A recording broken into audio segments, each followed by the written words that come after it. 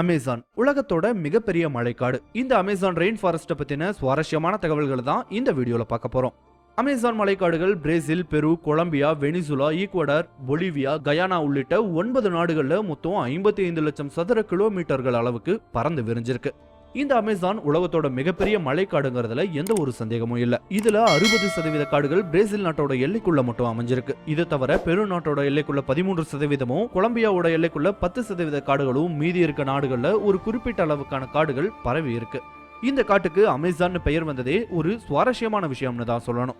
ஏன்னா முதல் முறையா இந்த வனப்பகுதியை எக்ஸ்ப்ளோர் பண்ண வந்த ஸ்பானிஷ் எக்ஸ்ப்ளோரரான பிரான்சிஸ்கோ ஒர்லனோவை டெல் கமிபியான்ற ஒரு பழங்குடியின மக்கள் தாக்க ஆரம்பிச்சாங்க. இதுல ஒரு ஆச்சரியமான விஷயம் என்னன்னா, அந்த இனத்தோட ஆண்களோடு சேர்ந்து பெண்களும் அந்த குழுவின் மேல தாக்குதலை நடத்தினாங்க. இத பிரான்சிஸ்கோ ஒர்லனோ கிரீக் மித்தாலஜில குறிப்பிடப்பட்டிருக்க அமேசான் சொல்லப்படுற பெண் போராளிகளோட ஒப்பிட்டு இந்த வனப்பகுதிக்கு அமேசான் பெயர் வச்சாரு.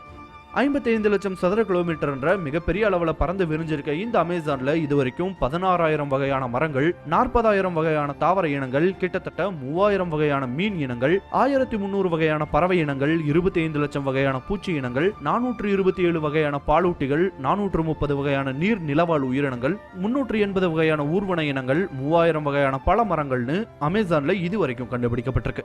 இதுல ஆயிரக்கணக்கான மூலிகை செடிகள் மற்றும் மரங்களும் அடங்கும். இந்த கணக்கு எல்லாமே இதுவரைக்கும் ஆராய்ச்சியாளர்களால் கண்டுபிடிக்கப்பட்டவை மட்டும்தான். இன்னமும் அமேசானோட எவ்வளவோ பகுதிகள் ஆய்வு செய்யப்படல. இந்த பகுதிகளில் இருந்து ஒவ்வொரு நாளும் பல புதிய மரங்கள், உயிரினங்கள்னு கண்டுபிடிக்கப்பட்டு வருது. இங்க ஓடுற அமேசான் நதி தான் உலக அளவுல 2வது நீளமான நதின்ற பெயரையும், அதிக கொள்ளளவு கொண்ட நதிகள் பட்டியல்ல முதல் இடத்தையும் பிடிச்சிருக்கு. குறிப்பிட்டு சொல்லணும்னா, இந்த அமேசான் நதியில இருந்து மட்டும் கிட்டத்தட்ட 2 கோடி லிட்டர் தண்ணீர் ஒவ்வொரு செகண்டும் அட்லாண்டிக் கடல்ல வேஸ்டா கலந்துட்டு இருக்கு. இதை வச்சே இந்த நதியோட பராக்கிரமத்தை நம்மளால தெரிஞ்சுக்க முடியும். அமேசான் காடுகள்ல இருந்து மட்டும் உலகத்துக்கு தேவையான மொத்த ஆக்சிஜன்ல 20% வெளியிடப்படுது. ஆக்சிஜன் லெவல்ல மட்டும் இல்லாம உலகத்தோட கிளைமேட்டையே ஒரு வகையில இந்த அமேசான் காடுகள் கட்டுப்படுத்துதுன்னு சொல்லலாம். இந்த அமேசான் காடுகள்ல கிட்டத்தட்ட 11,200 ஆண்டுகளுக்கு முன்னாடியே மனிதர்கள் தங்களோட வாழ்விடத்தை தேடி போயிட்டாங்க. அந்த வகையில இப்போ அமேசான்ல கிட்டத்தட்ட 400ல இருந்து 500 வகையான பழங்குடியின குழுக்கள் வாழ்ந்து வர்றாங்க. இதுல கிட்டத்தட்ட 50 பழங்குடியின குழுக்கள் இதுவரைக்கும் வெளி உலகத்தோட தொடர்பே கொண்டதில்ல. அவங்களுக்குன்னு ஒரு மொழி, கலாச்சாரத்தை உருவாக்கிட்டு வாழ்ந்து வர்றாங்க.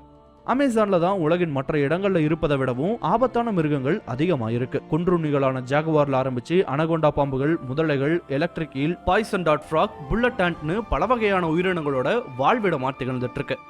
இவ்வளவு தனித்தன்மைகளோடையும் உலகத்துக்கு மிக முக்கியமானதாகவும் பார்க்கப்படுற இந்த அமேசானுக்கு ஏற்பட்டிருக்க மிகப்பெரிய அச்சுறுத்தல்னு பார்த்தா டிஃபாரஸ்டேஷன், அதாவது காடுகள் அழிப்பு. கடந்த 40 வருடங்கள்ல மட்டும் மனிதர்களாகிய நம்மளோட தேவைகளுக்காக கிட்டத்தட்ட அமேசானோட 20% காட்டை அழிச்சிட்டாங்க. இப்படி காடுகள் அழிக்கப்படுவது மரங்களுக்காகனு பொதுவா சொன்னாலும் அதற்கான உண்மையான காரணம் விவசாயம் மற்றும் கால்நடை வளர்ப்பு. அமேசான் ஒரு மழைக்காடுங்கிறதால இதோட மண்ல அவ்வளவு சத்துக்கள் இருக்காது. இங்க ஒரு குறிப்பிட்ட பகுதியை அழிச்சிட்டு விவசாயம் பண்ணாலும் அங்க சிறிது காலத்துக்கு மட்டும்தான் அதை நீட்டிக்க முடியும். அதன் பிறகு புதுசா பயிரை விளைவிக்க காட்டோட வேறு பகுதி அழிக்கப்பட்டுதான் ஆகணும். இதுதான் அமேசான்ல நடந்துட்டு வர்ற காடுகள் அழிப்புக்கான ஒரு முக்கிய காரணம்னு சொல்லலாம். ஆனா 2004ஆம் ஆண்டுக்கு பிறகு இந்த நிலை கொஞ்சம் கொஞ்சமா குறைய ஆரம்பிச்சிருப்பதா சொல்றாங்க. அதற்கு காரணம் மேக்ரோ எக்கனாமிக்னு சொல்லப்படுற புதிய பொருளாதார கொள்கைகள் மூலமாகவும், காடுகளை அழிப்பதற்கு எதிரான பல புதிய கடுமையான சட்டங்களை கொண்டு வந்ததன் மூலமாகவும் இது கொஞ்சம் கொஞ்சமா கட்டுப்படுத்தப்பட்டு வரதா சொல்றாங்க.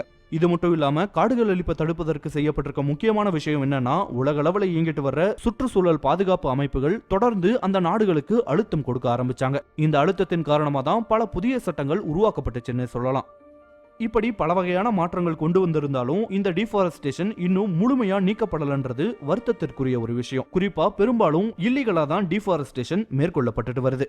இப்போ அழிக்கப்படுற நிலையில தொடர்ந்து அமேசான் அழிக்கப்பட்டு வந்தாவே அடுத்த 40 வருடங்களுக்குள்ள அமேசானோட பெரும்பாலான பகுதிகள் அழிக்கப்படும்ன்றது அதிர்ச்சி அளிக்கும் உண்மை.